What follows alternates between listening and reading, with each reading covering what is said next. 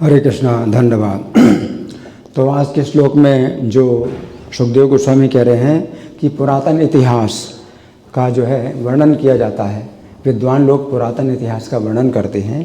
तो जो अजामिल का इतिहास है, तो इसके विषय में जब पूरा वर्णन हो गया तो अध्याय 3 के 35वें श्लोक में जो अंतिम श्लोक है, उसमें सुखदेव गोस्वामी कहते हैं कि ये मैंने सुना अगस्त मुनि से, मलय पर्वत पर जब भगवान की पूजा कर रहे हैं उस समय मैंने सुना। तो अगस्त मुनि से सुना।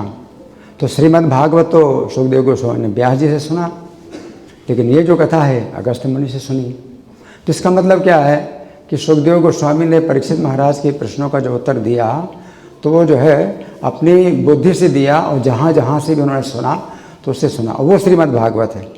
इस समय जो है भारत में जो श्रीमद् भागवत है वो सुख परीक्षित संवाद के रूप में है श्रीमद् भागवत। और कोई भी कथा अगर सुखदेव गोस्वामी के मुख से निकले तो श्रीमद् भागवत। तो इसका मतलब ये है कि जो श्रीमद् भागवत सीमित नहीं है, श्रीमद् भागवत सीमित नहीं है। जो महाभागवत हैं तो उनके मुख से कुछ भी निकलता है तो श्रीमद् भागवत है ना। तो प्रभुपाद ने भी जितनी पुस्तकें ली वो सब श्रीमद् भागवत। और हम भी अगर किसी पुराण से, चाहे वो तमोगुणी पुराण हो चाहे रजोगुणी पुराण हो, अगर हम कुछ उसमें से निकालते हैं और प्रभुपाद की शिक्षाओं के अनुसार उसको समझाते हैं तो वो भी श्रीमद् भागवत। तो इसलिए श्रीमद् भागवत इस तरह से नहीं है कि भाई इतना ही है ना। अभी भारतवर्ष में तो श्रीमद् भागवत यही है जो सुख परीक्षित संवाद।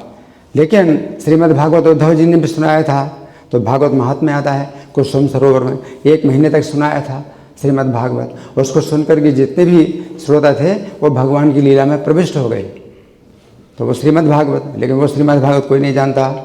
और भगवान ने ब्रह्मा जी को श्रीमद् भागवत सुनाया 4 श्लोकों में, 4 श्लोक की श्रीमद् भागवत। तो इसकी भी जो है ज़्यादा चर्चा नहीं होती 4 श्लोकों की। लेकिन सुख परीक्षित संवाद वो श्रीमद् भागवत। लेकिन यही समझना है कि अब श्रीमद् भागवत आपने पढ़ लिया, अब आप कोई भी शास्त्र पढ़ें, चाहे कोई भी पुराण पढ़ें, कोई भी हिस्सा आप जो है लें, और अगर आप उसको उसी श्रीमद् भागवत की ही तरीके से अगर आप समझाएं तो वो श्रीमद् भागवत है। अब ये नहीं है ना कि नहीं ये तो भविष्य पुराण से हमने निकाला है तो फिर ये श्रीमद् भागवत नहीं है, भविष्य पुराण तो रजोगुणी है या तमोगुणी है, ऐसा नहीं है। अगर हमने प्रभुपाद की शिक्षाओं को अच्छी तरह पढ़ा, प्रभुपाद की पुस्तकों को अच्छी तरह पढ़ा, और जो अपने भक्त हैं उनकी संगति में सब जो है तत्व को जो है समझ लिया, तो अब हम जो है कोई भी हिस्सा किसी भी शास्त्र का अगर हम लेते हैं और उसके समझाते हैं तो श्रीमद् भागवत है।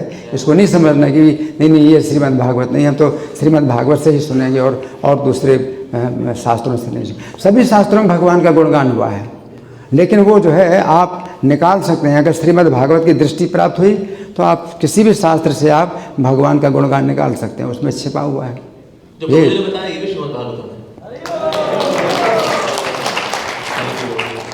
ग्रंथराज श्रीमद् भागवतम की जय। श्रील प्रभुपाद की जय।